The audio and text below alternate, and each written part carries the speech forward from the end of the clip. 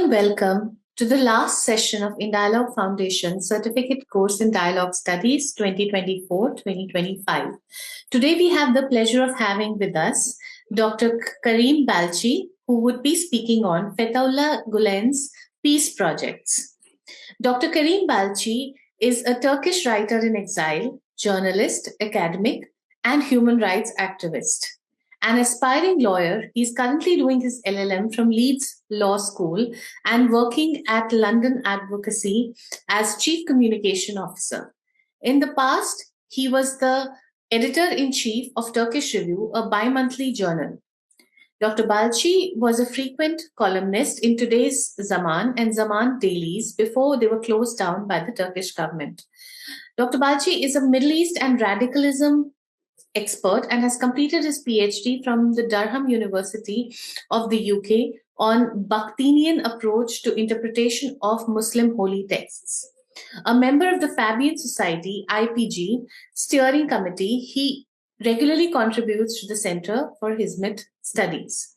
Dr. Balci, you have up to 2 hours for the session. You may leave as much time for questions and discussions as you like. And as usual, I would like to remind the participants to keep their cameras on during the session. Sir, the floor is all yours. Thank you. Thank you very much, Pragya. Let me say a few words about my presentation today. I will try to keep it like 1 hour long, but sometimes I may lose the track of time. So please, warn me if we are coming close to the end of the time, and then open a Q&A session. Many people who have come to contact with Fethullah Gülen's writings think of him as an author. And indeed, he is an author with over 85 books right now, some of them product of his own pen, meaning he wrote them in person, and some of them are collected from his previous sermons, lectures, conferences, and so on. But still, he has written in almost every area or every science of classical Islamic sciences. But Gülen has an activist side also, no weaker than his theoretician side. When we speak about Gülen and peace, usually people start to speak about how Gülen interpreted the holy texts of Islam, the Quran, and the history of Islam in a peaceful manner, how he has a selective reading strategy to introduce Islam to the world as a peaceful religion in this postmodern era, and so on. It's largely commentary strategy that we see when we speak about peace and Fethullah Gülen. Today I want to fill the gap with the action side of it, because for Fethullah Gülen, thought and action has to go hand in hand with feedbacks. Both has to nurture the other side, improve the quality of the other side. And in fact, what we are reading in his books as the thought side of his lifelong work, we usually fail to realize that these theoretical sides are actually nurtured by action on the ground. I am in no position to enumerate all the peace activities that Gülen himself either personally initiated or encouraged, or at least advised. But I chose a few areas of peace activism that Gülen has done some work.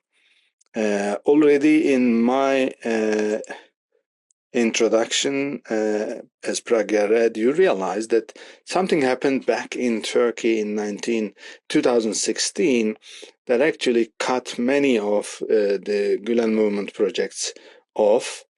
This was the coup attempt of 2016, which was used by the Turkish regime as a pretext to, if you wish, to eliminate all opposition in the country, including the Gülen movement and its publications and so on. So some of the peace projects that I am going to bring in front of you are unfortunately not continuing on. Some of them have never been realized, so they are kind of call to the future generations to be realized. But overall, they show a mindset that was strongly believing in attainability of universal peace, almost to the level of an utopian belief. So let us go through the peace projects of Fethullah Gülen. As I said, the list is by no means a complete list, but I will be speaking about the groundwork of peace as the education activities of the Gülen movement. And under that title, I'm not going to go into how many schools, where, what kind of curriculum these schools were having, whether they contributed to the peace building or peacemaking or trust building aspects of peace, but I will go into simple examples that were particularly dealing with peace education. Then I'm going to go to the foundations, or the first floor, if you wish, the dialogue activities. From each one of these titles, I chose three symbolic ones, if you wish. So I didn't want to repeat the same thing like under conferences. I didn't want to bring in front of you 50 conferences that speak by and large the same topic. I brought only one example, and I am going to say that countless one of them were repeated all around the world. I'm going to speak about promotion of peace, then interfaith projects, then arts, sports, cultural projects in service of peace, and finally projects for future, meaning Gülen himself advocated, advised, encouraged, but unfortunately he couldn't find the means or the human resources to actualize these projects, so they were left as beautiful projects for future generations. Hopefully, this presentation also will help preserve some elements of those encouragements and advices, so that future generations are going to take on those projects and realize them. Now let us move to the groundwork peace education. As I said, Gülen movement, or Hizmet movement as the movement itself would love to be called, is an education movement. And not any education movement, but that education movement has a philosophy of ideal society behind its curriculum, behind the processes that these education institutions are run. I'm not going to say that these are peace schools, and there have been many people who claim that these schools are actually peace bridges between Turkey, the home country of Hizmet, and the world. But things have changed. Turkey is no longer the core of the Gülen movement, and bridges are no longer set between two countries, but they are multi-legged bridges all around the world. And the ultimate aim of these schools were not only peace, but also including peace, but also creation of ideal human beings. And there was, if you wish, a naive but certainly utopian belief that human beings, once educated truly, will become ideal human beings, and ideal human beings build up ideal societies, and ideal societies do not go into war or conflict or persecution of others. So by and large, Gülen's education philosophy that is on the application in about 1,000 schools around the world right now, and double that number with regards to cultural centers, weekend schools, and other education initiatives, you will find a huge network of education institutions where the underlying philosophy is a peaceful philosophy. Now, let me speak about three examples. At its peak, the Gülen movement had over 2,000 schools in 160 countries or more countries. When we speak about 130 and more, we are speaking about something larger than United Nations or larger than Olympiads, sports Olympics. So the movement managed to reach to more countries than any ideology, any post-Second World War groupings managed to reach to. The philosophy behind these schools were mainly set down by early 20th century Islamic scholar Zaman Said Nursi, who believed that the Muslim world had three enemies that needed to be fought: poverty or backwardness, internal strife or enmities or conflict, if you wish, and ignorance. And Said Nursi believed that in all three of these enemies, the very first action needed to be done was education, a better education, a holistic education to improve the quality, intellectual quality of the Muslim world, and then solve the other two problems once again using the inputs of that education. That was full-heartedly adopted by the Gülen movement. Said Nursi himself had never established a school. It was only a dream for him. But the next two generations, under Gülen's guidance and encouragement, managed to open 2,000 schools all around the world. These schools both had a curriculum, a content, by means of peacemaking and conflict resolution, and they were parties to international organizations that advocate and encourage peaceful coexistence in the world. I will give you an example of the Filipino-Turkish Tolerance School in Mindanao. This example became a classical example because in year 2003, when Professor Thomas Michel, then the coordinator of Vatican's Christian-Muslim Relations Council, he was driving through a road in Mindanao, and he saw a sign in front of a huge building saying Filipino-Turkish Tolerance School.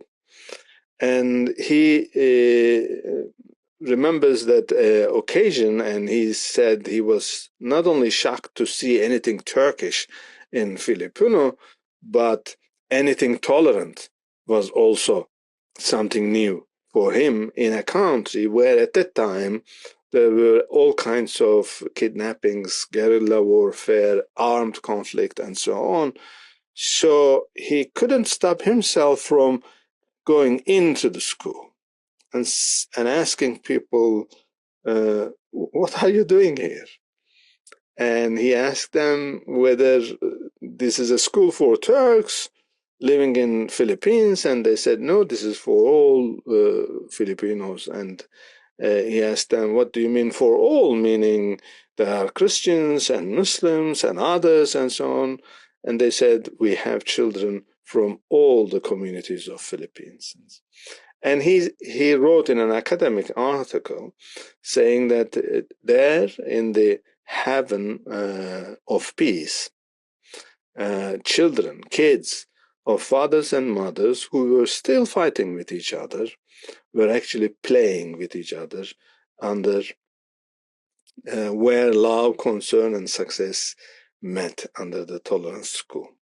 Now, the school was established in 1997, only 6 years after the Gülen movement started to establish schools out of Turkey. That's an amazing success story.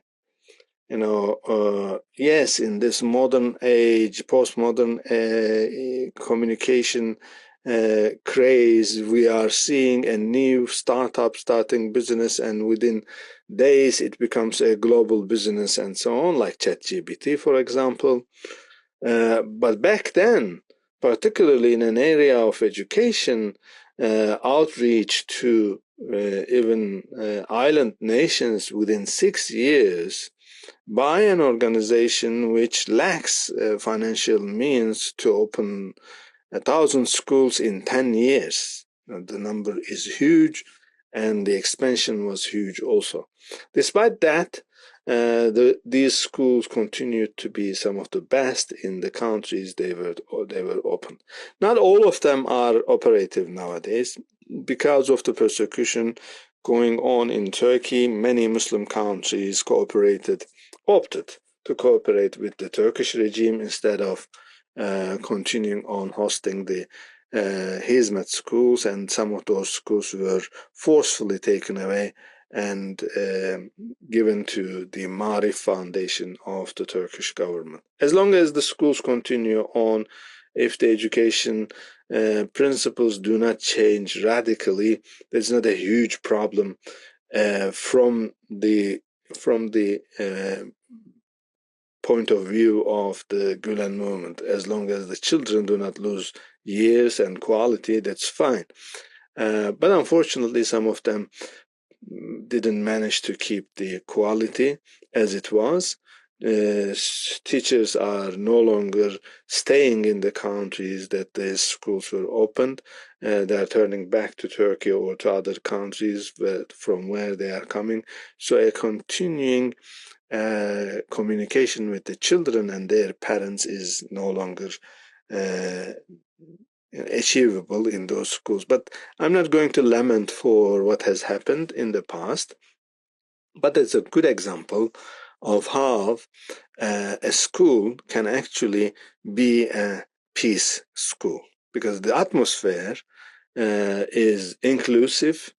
Within the school, kids, pupils of families who have all kinds of cultural, political, linguistic differences come together and learn tolerating each other. The Filipino-Turkish Tolerance School is only one example. You will find similar schools in Iraq, where Arab, Turkish, Turkoman, and Kurdish students go to the same school. You will find similar examples in Serbia, in Bosnia-Herzegovina, particularly at the Serbian-populated communities of Bosnia, where Bosniaks, Serbians, only in 1995 there was a genocide in Bosnia, and both the victims and perpetrators of genocide, their children started to go to the same Hizmet schools in Bosnia. And there are similar things, particularly in many European countries and many African countries, where the divide actually is bridged by schools. Now, if I continue like this won't end in 2 hours, but let me move to another example. I am not going to say all 2,000 schools of the Gülen movement were as successful as the Tolerance School in Mindanao, but some of them were more successful. And Hizmet movement didn't do peace work only with its own schools. This program comes from New York. This one, the Young Peace Ambassadors Academy. And eventually the name Peace Ambassadors Academy became a national name, and it became a United States policy. It's no longer a Hizmet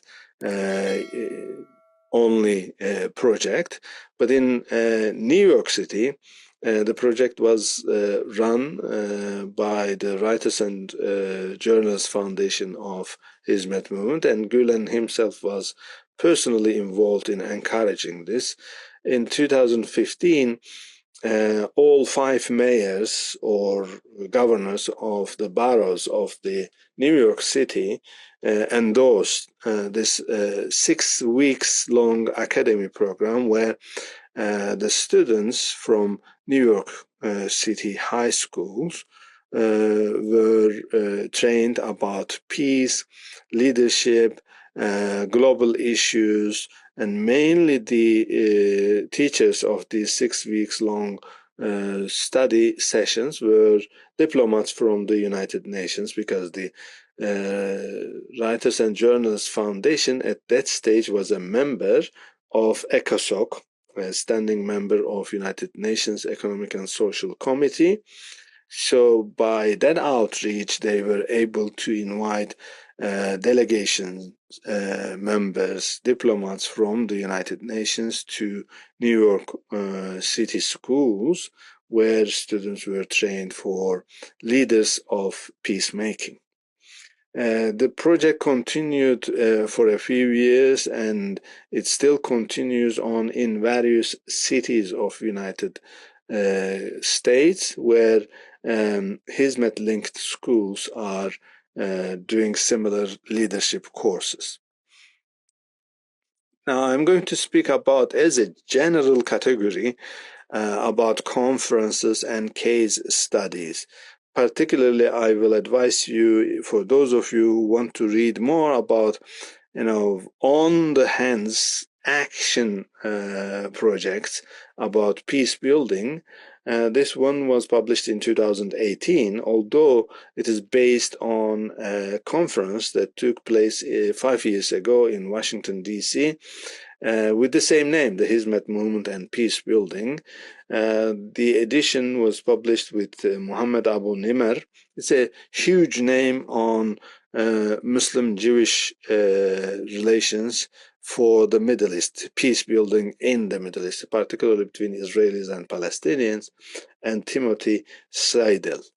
This book brings amazing examples from northern Iraq, Nigeria, Ethiopia, Kazakhstan, Kyrgyzstan, Sri Lanka, and the Philippines. The Philippines one I already spoke about. Now, although this is one conference and one book which has case studies from over 10 countries, neither the books are only one, nor the conferences only one, nor only 10 countries we see peace projects emanating from Fethullah Gülen's mind. There had been numerous other conferences of the same nature, some of them with the same content or some with different contents. One may find Hizmet people engaged or involved in peacemaking, or at least ground laying work for peace, meaning building bridges, networks, links between different communities, establishing organizations where a multiplicity of groups do work together, and so on. So you can find as far as in Northern Ireland, in China, in Yemen, or even in Armenia recently, the members of the Gülen movement trying to forge peace bridges between local communities and their traditional, rival communities. This has started at a very early age of Fethullah Gülen himself. He was born in eastern Turkey, and eastern Turkey is famous because of its honor killings and so on, which can continue on generations and generations, because families do hate each other and continue on taking revenge and so on. So Gülen himself, and particularly his Sufi master, Muhammad Lutfi, was involved in forging peace agreements between such groups. So I suggest you, those of you who are interested, to have a look at this collection, particularly because it was published after 2016, almost 2 years after 2016. So it has some level of relevance, both pre-2016 and post-2016 activities of the Gülen movement. Now, on the second stage, I'm going to speak about the foundations, the dialogue activities. The Gülen movement, if you ask one word to say about the Gülen movement, you will certainly say education, but if you ask two words, then the second word is dialogue. In fact, most of the grown-up populations in non-Muslim countries engage with the Gülen movement not because of the schools, but because of dialogue activities. And this front, I'm going to introduce three items here. First of all, I already started to speak about promotion of Islam as a religion of peace. Gülen is not the very first person who mentioned about peaceful Islam. He's not going to be the last person, but his promotion of Islam as a religion of peace goes back to 1960s, the early days of his work as a mosque preacher, and 1970s. The second 10-year decade was particularly important because Turkey was passing through a civil war between far right and far left, mainly communist left. And the far right was mainly nationalistic right at that stage. And Gülen managed to convince at least his congregation to be out of the fights and streets by promoting a peaceful understanding of Islam. Now, that's nothing new because the Prophet of Islam also promoted a religion of peace. But it is important that whenever a terrorist attack took place and whenever the perpetrators were linked to Islam, either because of their religious beliefs or because of their affiliations and so on, Gülen has always been the very first to denounce terror. And his position is very clear. No, a Muslim cannot become a terrorist, and a terrorist cannot be a real Muslim. Now, the importance is this project to reread the Quran, recomment on the verses of the Quran, which apparently had violent inclinations, and recommend them with a peaceful mind, has produced so many books about Islam and peace, peacemaking, peaceful coexistence, history of Islam, and so on, that it's not only the Gülen movement that is benefiting from that body of knowledge that was actually created by the followers of Fethullah Gülen and he himself. There is a body, there's a library size body of knowledge already is used by many other communities who are engaged in promoting Islam as a peaceful religion and in interfaith dialogue. So it's not just one word or one sermon or one speech. Gülen himself produced several books about peace, trust building, peacemaking, and so on in Islam, and his followers produced more than 100 books, some in English, some in Turkish and Arabic, about peaceful coexistence in Islam. The impact of those academic and popular academic books are usually felt only after a generation, because it takes time for those informations to infiltrate, perpetuate into the societies and be adopted and so on, and eventually we will see more impact on the global Muslim populations, hopefully. Now, dialogue in Islam is a particular aspect of Gülen's interpretation of Islam. Gülen suggested that Islam is intrinsically a dialogic religion. Of course, such a position was not accepted outright in Turkey or in other Muslim countries. Many in Turkey regarded the dialogic encounters between Muslims and Christians, or Muslims and other religion, as challenging, at least. Some even conspired that Gülen was trying to forge a middle religion between Islam and Christianity and Judaism and so on. Some even claimed that Gülen was a secret cardinal of the Pope trying to convert Muslims into Christianity.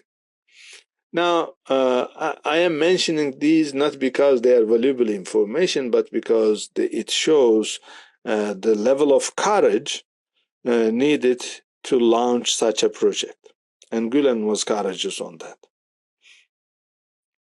The Gülen movement is still publishing a Journal of Dialogue Studies from London, and some of the books the Dialogue Society produced in United Kingdom are now used all around the world as guidebooks for dialogue activities between Muslims and other religions. Muslims have traditionally been either uninterested in dialogue or incapable in the sense that they didn't have the material, they didn't have the philosophy, they didn't have the theological support for encounters or peaceful contacts with the people of other religions. There was also this ghetto mentality, meaning, closed circles mentality, where Muslims lived with Muslims, chanted and conversed with Muslims. They were aloof to the general population of the countries where they are living as minority religions. Gülen changed this radically. And this also produced not only books, but also videos, training sessions, curriculums. I myself am teaching dialogue in Islam as a 4-week course for young dialogue activists who want to get involved in dialogue and who are themselves are Muslims or studying Islam. Now, once again, this created a huge body of knowledge that are being used by many people here and there. And because of that body of knowledge, Gülen movement can replicate the dialogue activities in any city or locality that they establish a foot. Now, some of the dialogue activities that Gülen himself established have become global phenomena. The very first time Gülen invited the leaders of minority religions in Turkey to his fast-breaking iftar dinner was in 1994. In fact, he himself used to visit the local synagogue in 1960s. So 30 years before he started encouraging his followers to start dialogue activities, he himself was involved in interfaith dialogue, but he knew that the society he was inspiring was not yet ready for such an engagement. So it took time for him, for a generation, to train people, get them ready mentally, intellectually for an encounter with the believers of other religions. Now, this is a revolutionary thing. Today, in almost all Muslim countries and all countries where there is a sizable population of Muslims, we see during Ramadan interfaith, intrafaith, iftar dinners are being organized. And this is largely in thanks to Gülen theologically legitimizing the idea of hosting non-Muslim people who are not fasting, obviously, in your own religious rituals. This is not only one single example. For example, Noah's pudding has become a global phenomenon thanks to Fethullah Gülen. It was largely known between the Turks and the Armenians, because the tradition is an Armenian Orthodox tradition.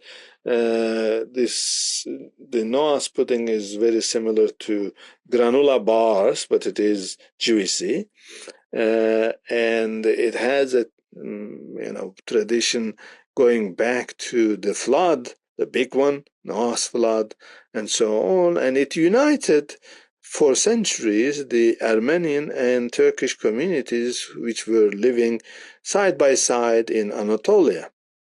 Gülen realized the potential, and the Noah's pudding festivals became a global phenomenon. Every year, on the 10th of the first month of the lunar calendar, which is called Muharram, Hizmet movement supporters cook Ashura, Noah's pudding, and distribute Noah's pudding in schools, churches, other interfaith dialogue institutions all around the world. I don't have statistics all about the world, but I might say that is the largest pudding preparation activity all around the world ever. And that is sweet.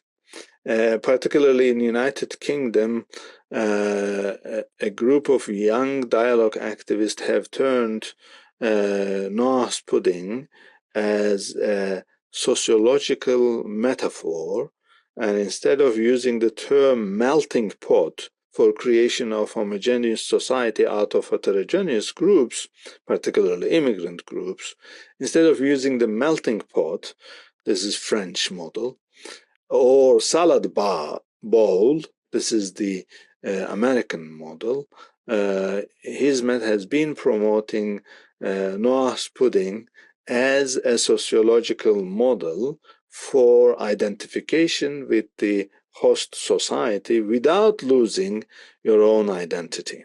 So that is actually a metaphor, and it's working very well. It is already over 20,000 primary school students have taken courses on Noah's pudding and how that promotes values of peaceful coexistence and integration without assimilation, and hopefully it is going to become a global phenomenon soon also. Let me move to another dialogue activity. This comes from a rather surprised side.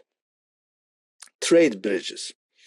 Gülen realized, to some extent thanks to a former late president of Turkey, Turgut Özal, who was a business-minded politician, and Turgut Özal suggested that if Turkey and Greece, classical rivals around the Mediterranean Sea, if Turkey and Greece had enough trade connections, the politicians or the soldiers would never be able to drag their countries into a war again. So business bridges are actually peace-building activities.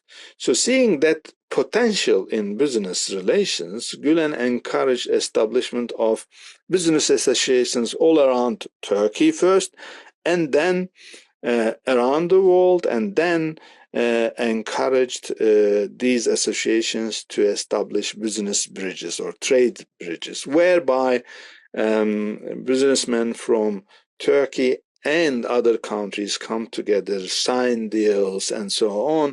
And just because the venue or facilitator was the Hizmet movement, it would create immense trust to the other people, and the Hizmet movement managed also to establish guidance, and if need be, mediation between the parties if there was any disagreement and so on. So it was a full package of business relations, promoting business relations. As of 2012, 50% of all international trade agreements signed in that year were actually signed in either one of the trade bridges that were established within that year. The picture is actually from one of the largest one of them. At the center, the trade minister of Turkey and trade ministers of various countries from the Middle East and Africa joining him. Now, only in this gathering, for example, 5.6 billion US dollars worth agreements were signed, trade agreements were signed between individual businesses. These are not state-to-state agreements, these are business-to-business agreements. Gülen believed that such contacts, such encounters are going to also spread the culture of peace, culture of novelty, culture of trustworthiness, and so on. So he never looked at business as as business only. It had the culture in it, and in fact, all those associations were also educational institutions. Any businessman from Turkey who wanted to become a member of the business associations linked to the Hizmet movement were supposed to pass through certain education and training sessions and so on, so as to become emissaries, ambassadors of trustworthiness around the world. And these businesses were supported mainly about translation issues, learning local culture issues, and so on by the graduates of the schools that were already established by Hizmet movement. So education supported business. In turn, business donated generously to establish new schools and so on.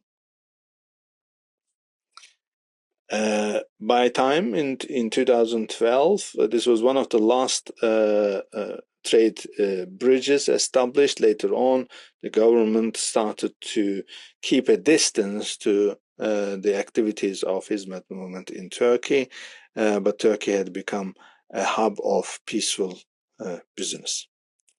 Now let me move to promotion of peace through conferences and other activities. A good example is the Abant platform and its global wing. The Abant platform was established in 1998 in Turkey. In fact, it takes its name from a small lake in central Anatolia, which was called Abant. So just because the platform was gathering intellectuals from various different disciplines, various different ideological camps of Turkey, and this was a year that mobile phone was not really in our lives, and if you went to Abant, you wouldn't have a mobile phone because the coverage of mobile phone companies didn't reach to that mountainous lake area. So the idea was to be cut off from the rest of the society for a week and without input from the society to discuss the problems of the society, and come out with a declaration and call both the politicians and the stakeholders on that social issues to find solutions.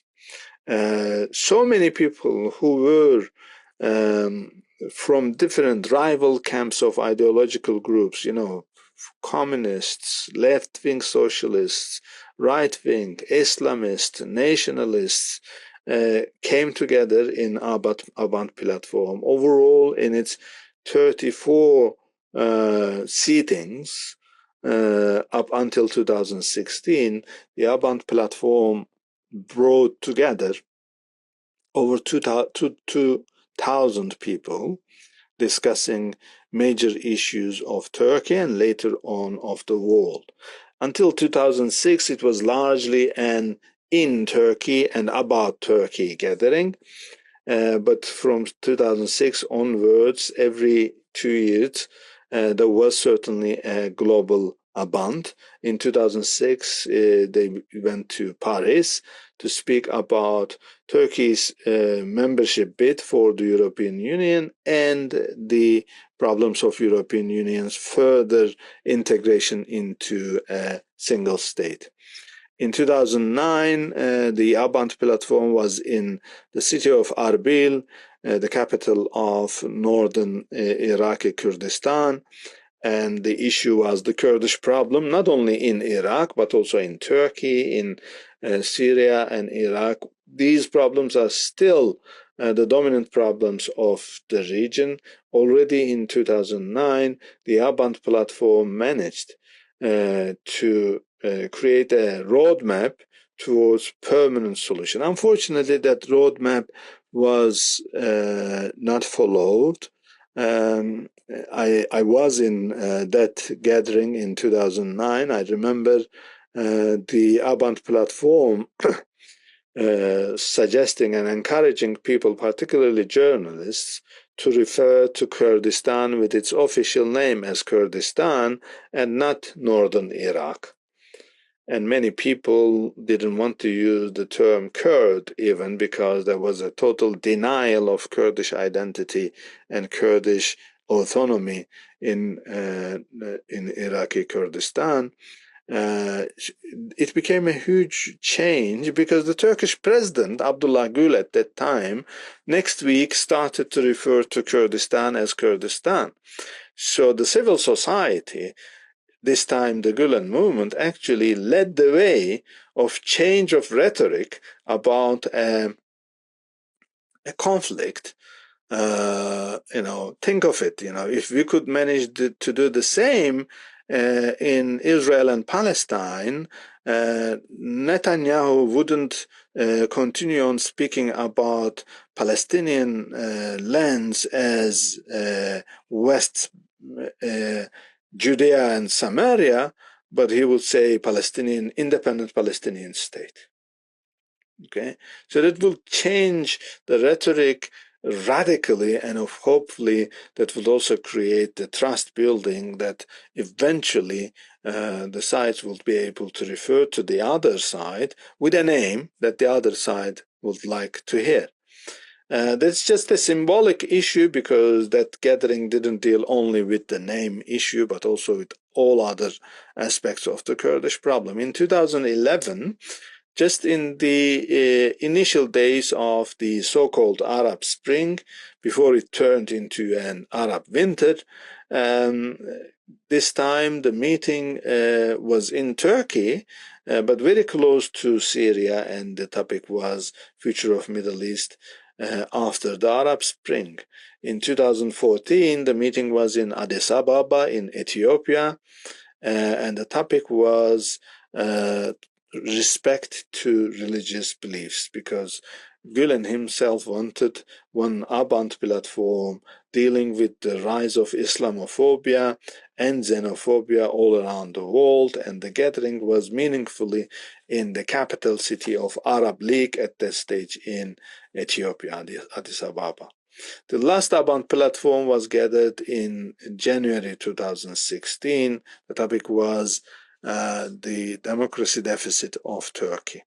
Unfortunately, that deficit led to an unsuccessful military intervention in July 2016. And once again, unfortunately, the Turkish government used that pretext to do away with the tradition of Hizmet and Fethullah Gülen. Abant platform was never to come together, but very recently, Respect Graduate School, where I am working, started to relaunch the Abant platform with a new name, Diwan. The term Diwan refers to the courts of traditional palaces where intellectual discussions took place in the past, particularly in Andalus Umayyad state. So the Respect Graduate School is keeping the spirit alive, but of course in a much smaller scale. Hopefully one day it will take over the role of Abant platform, which produced amazing friendships and bridges of understanding. Let me say this: many people who for the first time met in Abant platform and became friends from different ideological camps continued on doing TV programs together, other intellectual discussion sessions open to public and so on. So the impact of the Abant platform was not only about the topic of the platform itself or the time that the platform united. In fact, it changed overall how different camps regarded the others. Now let me move to even an older initiative of Fethullah Gülen. Here you see his comparatively young face. But of course, you see next to him the current president of Turkey, Recep Tayyip Erdogan. In this picture, you will find theology faculty deans, Mehmet Aydın, for example, who became a minister in the government later on, Barış Manço, now deceased, a popular singer, and many left and right-wing intellectuals. And Gülen managed to bring them together in the Tolerance and Dialogue Awards. The name has never been a Tolerance and Dialogue Awards. Some of them were Tolerance Awards, some of them were Dialogue Awards, so I united them. The original award ceremony, this one on the picture, was from 1996. It brought different segments of the Turkish society, and people were awarded an award because of their activities, peaceful coexistence activities in that year. By time, several similar award projects all around the world were opened. Rumi Forum, for example, in the United States is still continuing and the award ceremony is usually done in the Congress House. At least in 2024 it was there, and it is called Dialogue Awards. And all around the world you will find similar award ceremonies promoting peaceful coexistence and peace among segments of the society. Many people also, many politicians also joined these gatherings, and their prejudices about the rival political camp also were dealt with, and it actually helped them to negotiate coalitions with each other.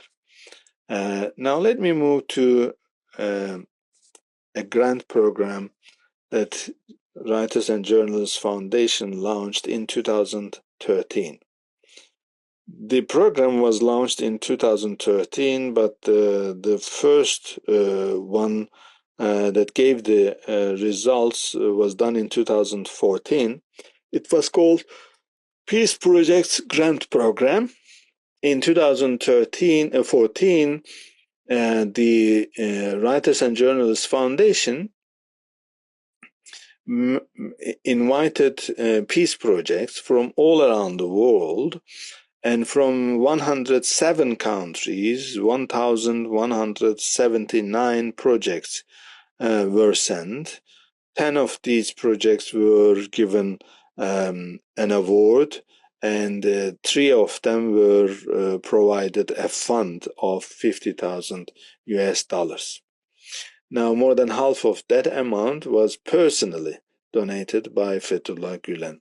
A year ago, Fethullah Gülen received Manhe Peace Prize, and that Peace Prize had a honorarium worthy of $28,000. So Gülen didn't use that money for himself. He donated that money to the Writers and Journalists Foundation's Peace Projects Grant program. Unfortunately, that project lasted only for 2 years. Many schools of the Gülen movement all around the world continue on organizing local peace project award programs, but none of them are as global as this one. That's something we need to miss and lament, and hopefully revive in the future when the Gülen movement reaches to financial and human capacity to reintroduce these programs. Now let me move to the interfaith projects. Once again, for those of you who joined us later on, we are just looking at the terrain. I'm not here to tell you every single peace project that Fethullah Gülen initiated or advised, or every single one that his followers are realizing. I chose 7 different areas, and from each one of them I am presenting 3 symbolic ones, not necessarily the largest ones. I am trying to show you the variety of peace-building activities that Gülen movement is running. Interfaith projects and visits and other events. In 1995, Gülen started the dialogue iftars. Iftar is a fast-breaking dinner. Traditionally, Turkish society, and in fact many Muslim societies all around the world, utilize iftars as a family gathering opportunity, or occasionally neighborhood gathering opportunity. People visit their neighbors, invite their neighbors to the iftar dinner and so on, and they want to show their generosity. Sometimes whoever is cooking in the house, they want to show their abilities to be cooking well and so on, the cuisine and so on. But Gülen took this and converted it into an interfaith dialogue activity. The first thing he did was to invite the leaders of the minority religious communities to his fast-breaking dinners. You must say, this is normal, everybody is doing that now. But at that time, this was only a few years after the Soviet Republic collapsed, Soviet Empire collapsed, so many people, particularly left-inclined intellectuals, were seen with foggy, conspiratorial eyes by the right-wing and religious people, because the left-wing socialists and so on were seen as, allies of the communist empire, the Red Empire, and so on. It's not easy to be able to invite people, let alone the history of the collapse of the Ottoman Empire at the hands of the Christian Western countries like United Kingdom, Scotland, France, and Italy, but also a history of colonization in Muslim countries, once again perpetuated by Christian West. Let me just remind you that, for example, in 1994, when Fethullah Gülen visited the Archbishop of the Greek Orthodox Church, Bartholomew II, it was only a week after Bartholomew II was trying to reach to a church in the city of Trabzon, a historical church, and he was stoned in the streets of Trabzon. He was unwelcomed in the city by local population, and people threw stones to him, and he had to flee the city. So a week later, Gülen himself went to visit him and, give pictures and so on. So it was a sign of legitimation of the patriarch in a Muslim society. And in fact, the patriarch has become a frequent participant of all of Gülen's iftar dinners, and in fact he himself started organizing iftar dinners in the Holy Shrine of the Greek Orthodox Church in Fener in Istanbul, and Gülen himself attended to those also. Now this was something new. Guys, this was something new because many of the dialogue activities that Gülen initiated had actually been done in the more tolerant past of Turkey or Andalusia. So we will speak about House of One, for example, which is still being run in Germany, or bringing together the worshipping places of different religions in one complex. Well, this was done by the Ottomans. This is not an innovation, it is just a repetition that our forefathers had already done. But inviting people to your iftar dinner, which has religious connotations because you have been fasting for the last 16 to 19 hours, and yet you are sharing your food with people who didn't fast, and in fact who don't believe in your faith. Now this picture is from Oxford University last year. These iftar dinners became a trademark of the Gülen movement. Many others adopted that, including the chief of the religious Undersecretariat of Turkey and the President of Turkey. The President himself organizes iftar dinners every year, just in emulation of Fethullah Gülen's beautiful idea. Of course, he doesn't say I took this idea from Fethullah Gülen, but he himself frequented Fethullah Gülen's iftar dinners when he was the mayor of Istanbul. Still, the dialogue iftars is the main modus operandi of the Hizmet movement all around the world. Soon we are going to have Ramadan. My wife is an active iftar organizer. Almost every other day there is a meeting about the iftar dinners. She and her friends are single-handedly organizing 5 iftar dinners in South London this year. Overall, there will be about 50 grand iftars around the United Kingdom this year. Now, these iftars are usually attended by a minimum of 200, a maximum of 500 peoples, and usually in highly veneered venues like university halls, parliament house, and so on. So preparations take a lot of time, and usually it doesn't pay back. Financially speaking, it does create bridges between people, initiates peaceful talk and so on, collaborations between groups and so on. But this is all funded by the Gülen movement itself, only for the sake of trust building between communities. Now let me add this one.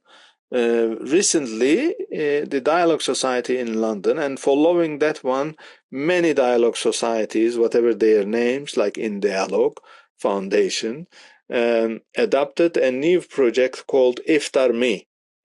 Iftar Me, it does have a website, just iftar.me, that tells everything about Iftar Me. Iftar Me is, instead of organizing huge events like these, host a non-Muslim family in your own house, in one of your own fast-breaking dinners. Last year we hosted at our house 2 completely foreigner stranger families. We saw them for the first time. Of course, Dialogue Society is seeing through that the 2 families have equal numbers of children at the same ages, so that the kids can become a part of the dialogue also.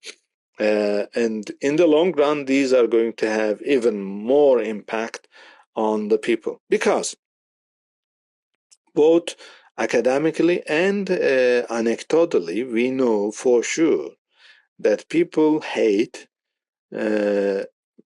what they don't know.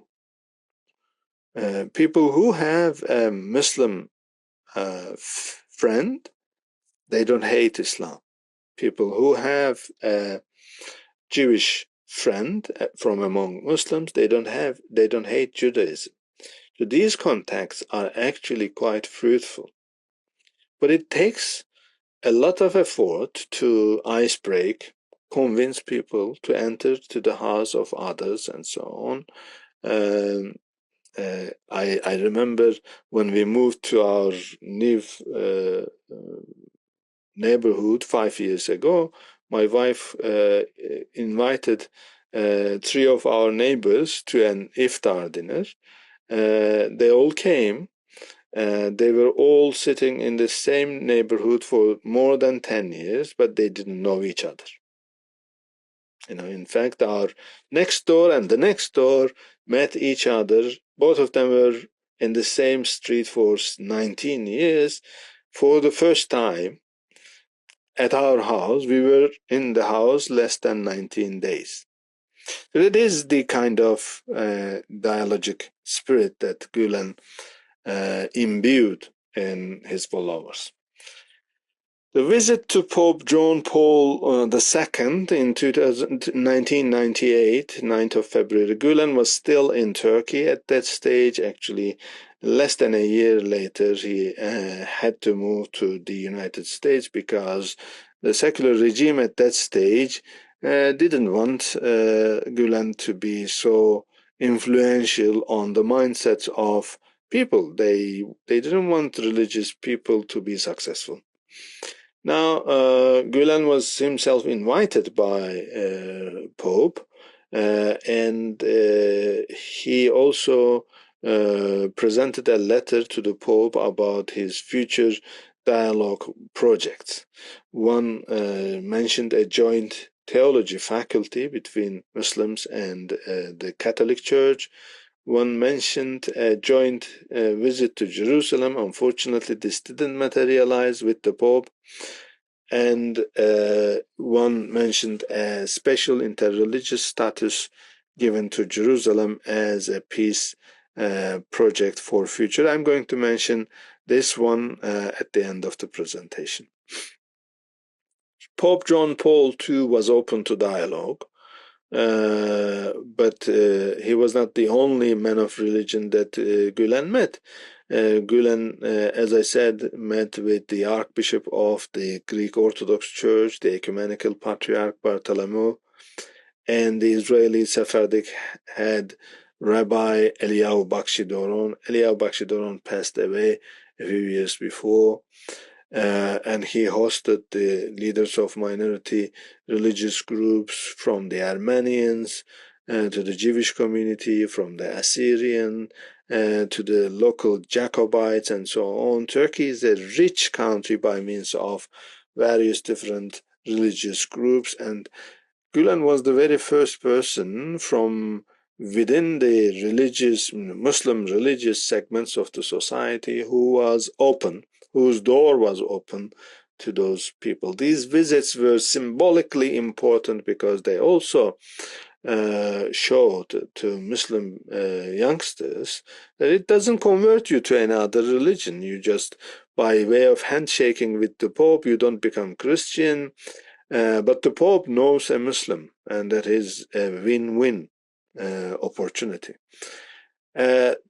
All through his life, Gülen himself continued on these contacts, and some of his closed-circuit people were involved in similar visits, not necessarily only with interfaith elements, but also with intrafaith elements.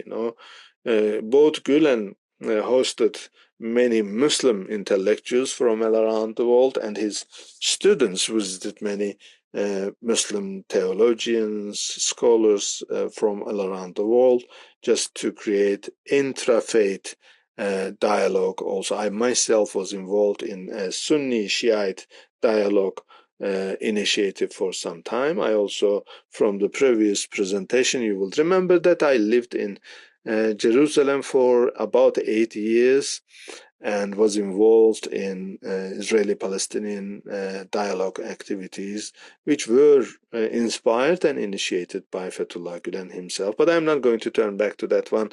I'm sure you have the video on that. Now, House of One and the Jami Cemevi projects. Jami means mosque. Cemevi is the prayer house of the Alawite communities. Alawites are Sunni people with a love for Ali, the fourth caliph of Islam. There are other Alawite groups who are Shiites. And in Jami Cemevi project, Fethullah Gülen encouraged that Jami, the mosque, and the Cemevi should be within the same context so that people will see each other's prayers, know each other's prayers, and will learn how to respect each other. In fact, the project was supported at that time by local Alawite groups in Turkey. Also, unfortunately, those buildings, they were already operative, were destroyed by the Turkish regime after 2016. Still, that idea of bringing religious buildings into one simple context without making the same building as the house of one religious group, so they have their separate sections, was materialized in Berlin with the support of the federal government and also with huge support of Hizmet movement in the project called House of One. This is a project picture. You can't take the picture of the current building from this perspective, so I chose this one. The project is still continuing on, but it has already started using elements in the building. There is a church, a mosque, and a synagogue within the complex. A similar project was materialized in Texas, in the United States, once again, thanks to the members of the Gülen movement who are open to the idea. Of course, these buildings are usually only for the members of the Abrahamic traditions. Judaism, Christianity, and Islam are coming from Patriarch Abraham. So there are some commonalities between these three religions about faith, about revelation, prophethood, and so on. We do have quite a similar language within among these three groups. But the same was not true about Jami Cemevi project, Sunni and Alawite groups. There were quite differences about understanding of faith, understanding of God, and mediation between God and man, and so on. Despite that, Gülen suggested this. Once again, I told you that this was not unique in the sense that Ottomans had done that. There is, in Kuzguncuk, for example, there is a building which shares one of the wall of the church with the mosque. So if you were to destroy one of the buildings, you will have to destroy the other one because there is a shared wall between the two. And there people are peacefully praying on Fridays in the mosque and on Sundays in the church. In fact, some Sundays the church needs extra space and they use the garden of the mosque, and that's not a problem at all. Once again, this project has immense potential, but that potential is not fully realized for the time being.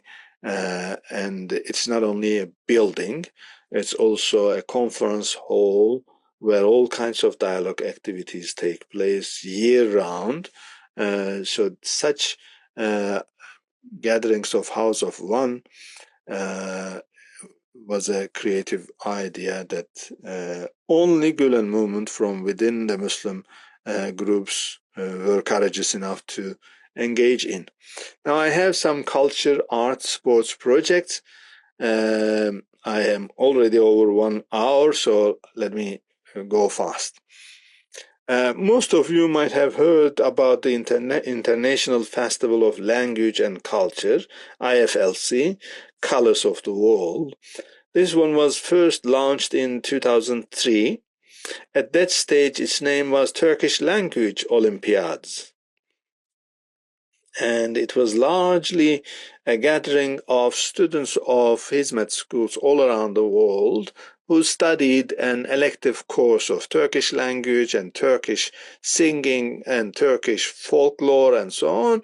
So they were coming as a universal event. It was always held in Turkey because the idea was to bring, students from all around the world to Turkey so that they would also learn about the local culture and so on. It's similar to having a British council organizing a trip for their students in, say, Mumbai to go to London for 5-6 days and join events there and so on. So at that stage, it was largely an extension of Turkish language courses, which were opened in almost all schools opened by Hizmet.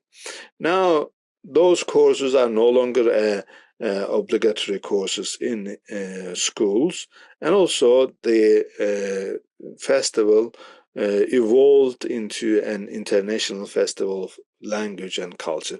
There is still a Turkish language element kept within the festival, but every language and every culture is also celebrated with the festival. At its peak time, it hosted delegations from 160 countries.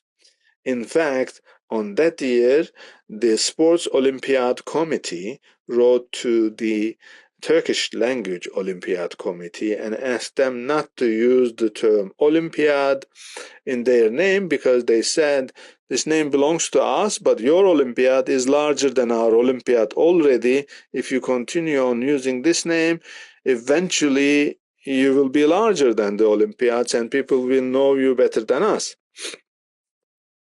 I remember it became such an influential event in many countries that if somebody from, say, Ukraine won a medal in the language Olympiad, neighboring countries' presidents would call the president of Ukraine and celebrate them, just like sports Olympiads were international celebrations. These didn't stop. Even after 2016, the movement, despite the financial dire situation of the movement, continued on IFLC. This year, IFLC is going to be held in Germany. Usually it is held between May and June, but there is a website you can see, and you can just simply Google International Festival of Language and Culture. These festivals created all kinds of choirs where children of different cultures sang together or showed choreography of dances for peace. The official anthem of the International Festival of Language and Culture is a poem written by Fethullah Gülen, and it is called They Were Building a New World, a Peaceful New World. Let me move to the football match for the kids of Bosnia. This was done in 1995. Gülen himself encouraged a football match between the world team of that time and the Turkish national team of that year.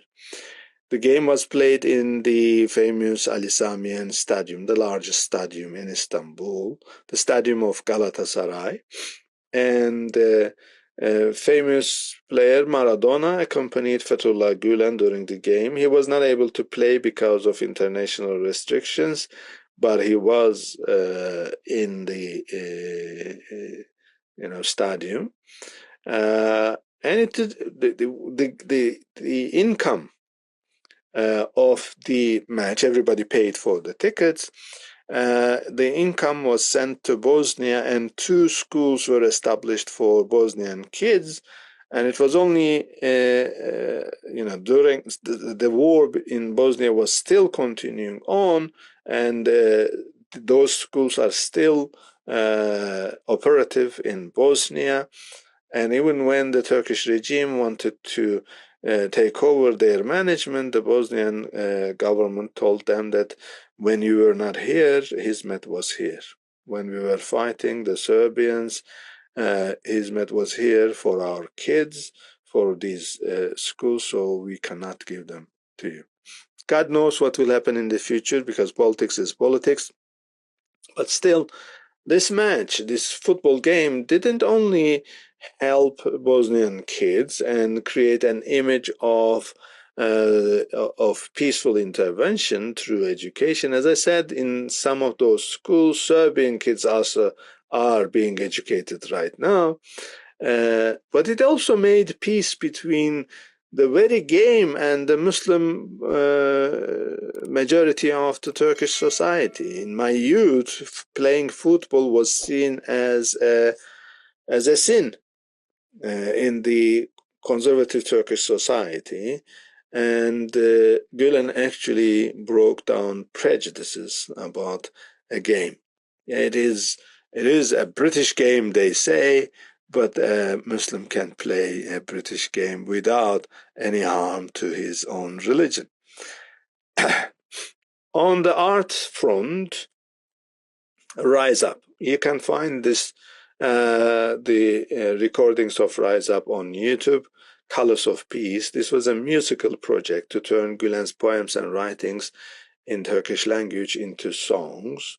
Names like Mahir Zain and other Fethullah famous people. Fethullah is a very famous Portuguese classical fishes song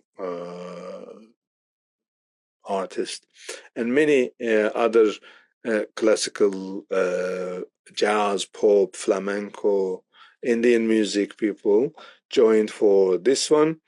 The album was mainly promoting peace, and it was one of the very first artistic production that the Gülen movement promoted for peaceful coexistence.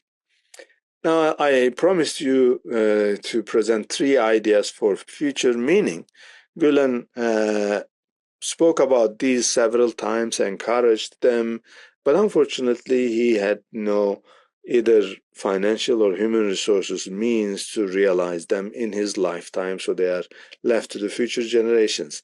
One is Abrahamic Religions University.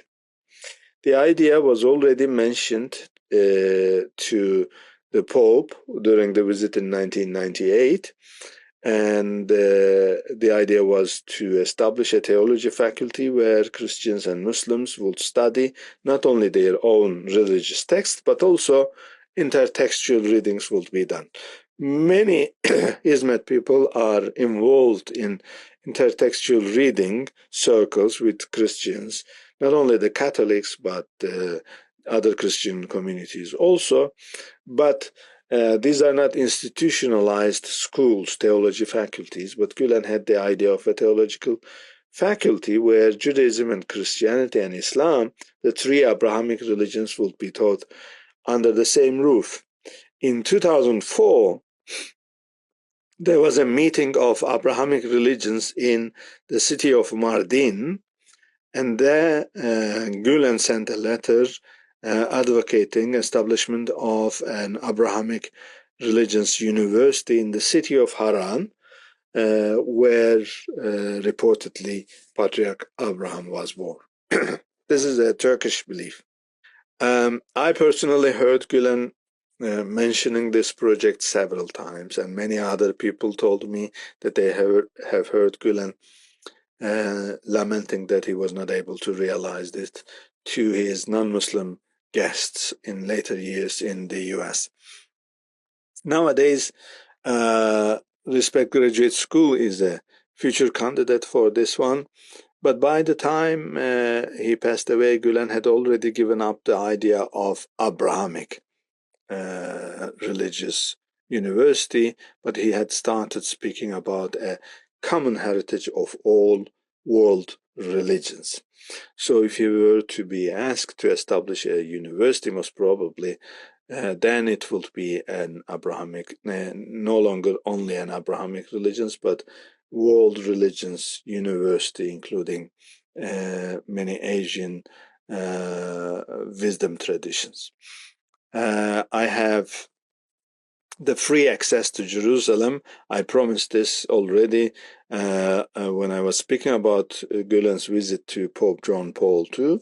The letter mentioned the idea of converting Jerusalem, because Jerusalem at that stage was the source of all conflict, not only in the Middle East, but between Islam and Christianity, and Islam and Judaism also. That is the centrality of Jerusalem. At the picture you already know. For those of you who do not know Jerusalem well, this is the Dome of the Rock.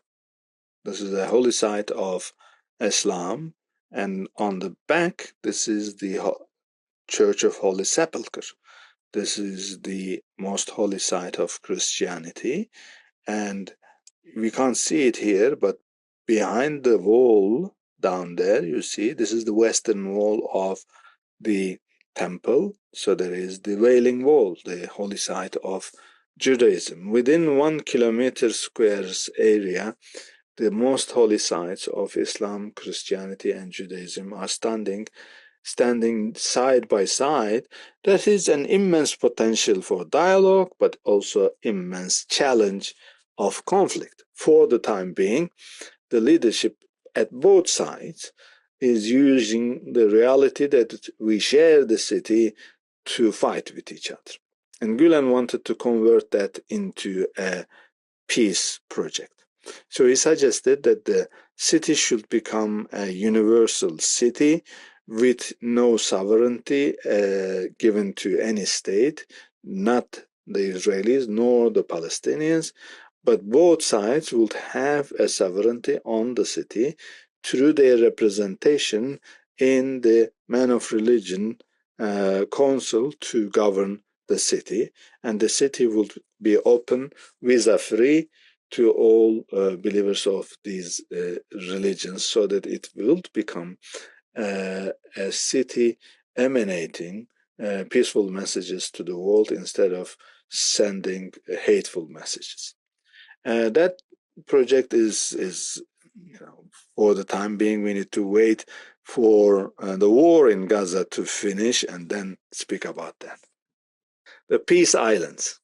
That is also something that Gülen spoke thousands of times. And in fact, the name was given to an institution in New York, Peace Islands Institute. But the idea and the name is not the same thing. The idea is this: Gülen encouraged his followers to emigrate to all over the world as peace emissaries, peace builders. And he had almost a utopian dream of universal peace, not necessarily 100% universal, but largely in a majority of the world, these people would actually forge peaceful relations, and eventually governments, armies would be forced to make peace also. And he suggested that the way to do this was a long process.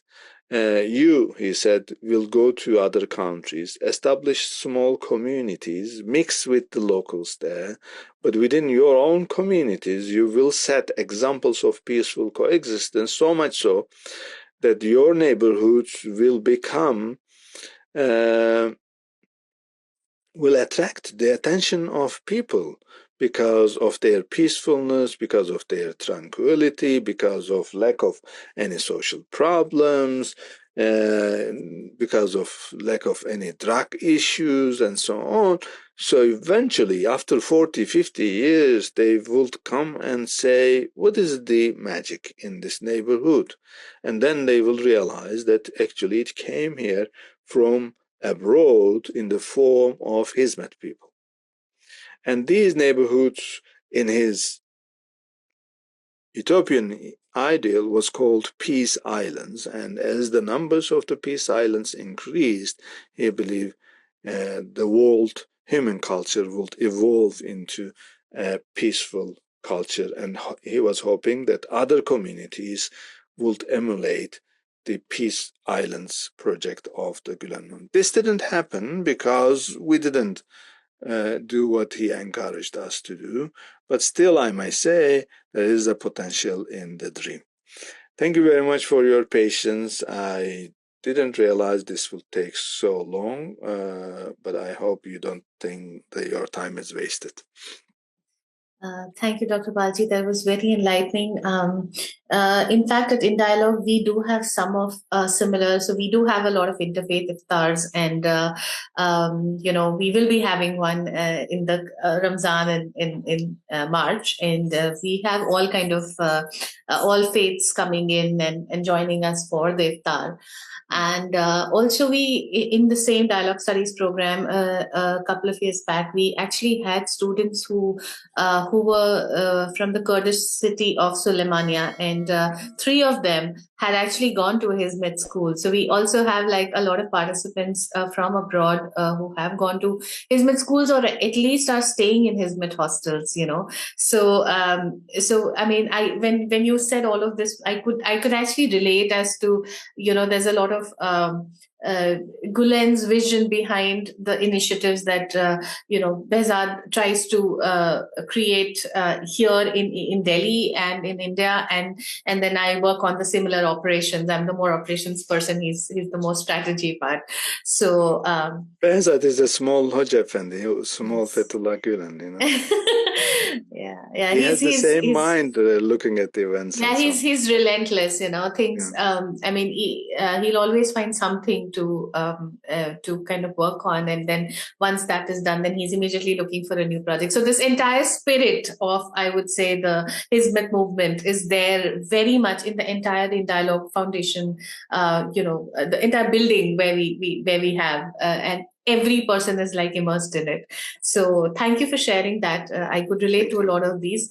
And this floor is open for questions to whoever wants to. I mean, a lot of our participants have been to the Gülen Memorial, so they do know about, they have seen the movie about Gülen, and they do know about some of the initiatives, but mostly they are to do with a lot of things we shared before were related less about peace projects and more about the humanitarian projects that the Hizmet movement does.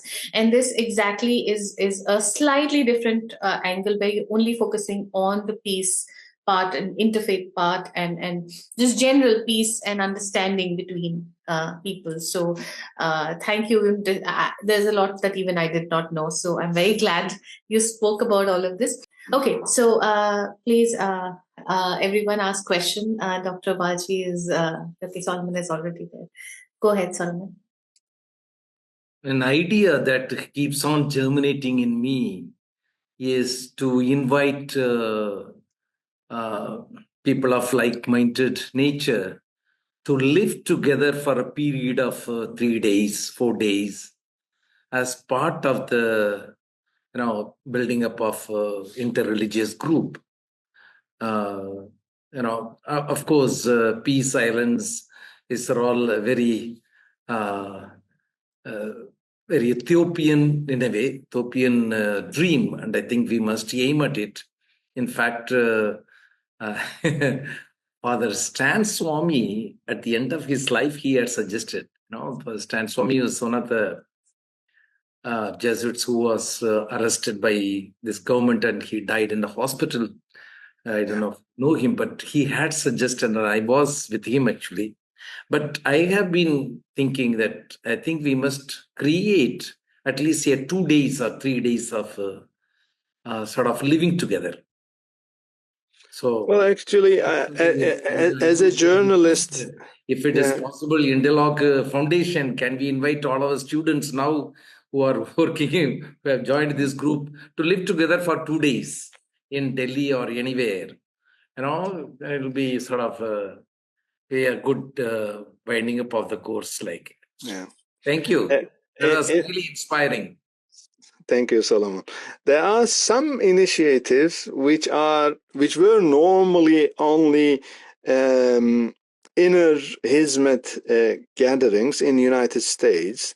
In the United States, during Christmas era, people go to visit their Christians usually visit their families, and by means of the hotel prices, a low season.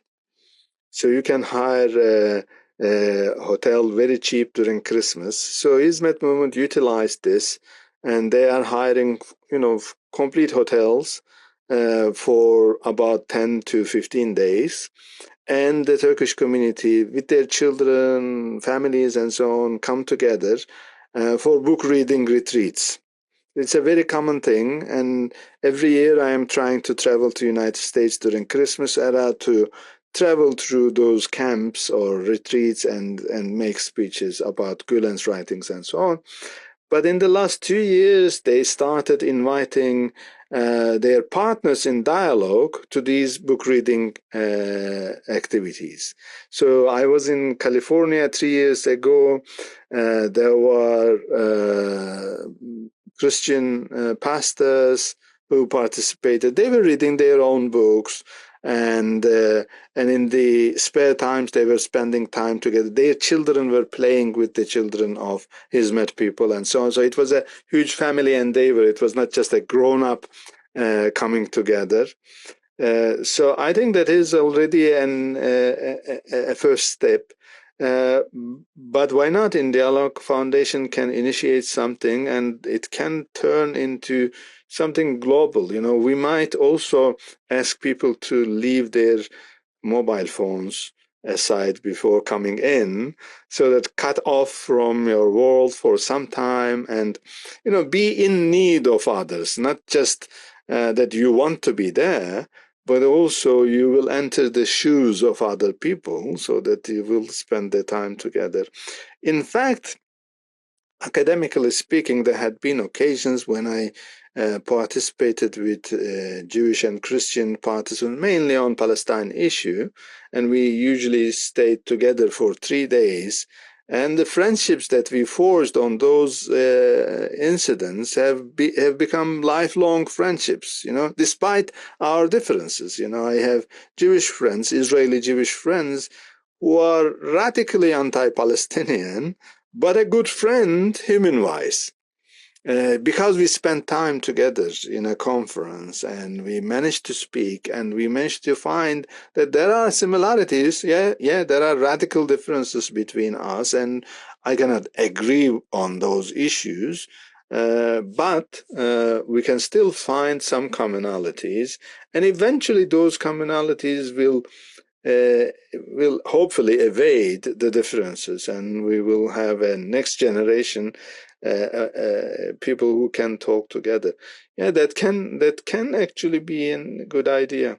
Given the fact that many houses of worships are empty, we are living in a post religious, also post-secular era. People are looking for spirituality, but not in the institutional religions. So the camps, buildings of many churches are empty. That can be a good idea to turn them into interfaith activities. One of my friends in Turkey, back in 2015, they actually bought a lodge. This is a religious building of Sufi masters. It is called takiye in Arabic and in Turkish, where Sufi masters lived together, and it was kind of monastic lifestyle. It was a small place in the Eyüp neighborhood. This is the religiously historical neighborhood of Turkey. So they established their Live Like a Muslim for 5 days project. So people were coming from all around the world just to experience the religious life of another religion. So for 5 days, they were living exactly what a Muslim does. They were fasting for 1 day, and then they were waking up in the middle of the night for night prayer and so on. I used to lecture there about, how we feel when we prostrate in front of God and so on. What is the inner dynamics of religious experience and so on. Many of us has done the same with the Christians, for example. We went to their camps and so on. But, some kind of intercultural, interfaith, not necessarily interfaith, intercultural camp that will bring together particularly grown-ups first, but then later on families might really do a trick. Yeah, it might. I'm sure Bazat is going to work on that idea. Thank you. Thank you. Yeah, I mean, in Netherlands too, there's some churches I went to, they have become nightclubs. Yes, unfortunately. Especially because of the wooden furniture, the wooden walls, etc., and the light when it goes through the stained glass windows, it looks very thematic. So, but yeah. I always advise people, Muslims or other religious people to be, to buy former churches. Because, at least in our own faith system, churches and synagogues are houses of worship of God. So, instead of turning into a pub or nightclub and so on, keep the nature of the building as a house of God. It might change hands. In the future, things might change. In Africa, 100 years ago, the Muslim population was the majority, but in the last 100 years, Christian missionaries did an amazing job, and many people converted to Christianity, and their numbers are outnumbering the Muslims now. So these things change. This is the reality. You like it or you don't like it, but this is the reality. So someday we might need their houses of worship. Someday they might need our houses of worship.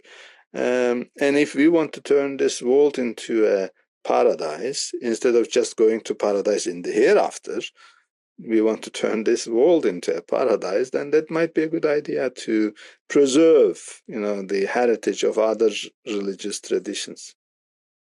That makes sense. Anyone else? Randall, Ranveer, Rishi, Jay, Yasin. Anyone has any more questions?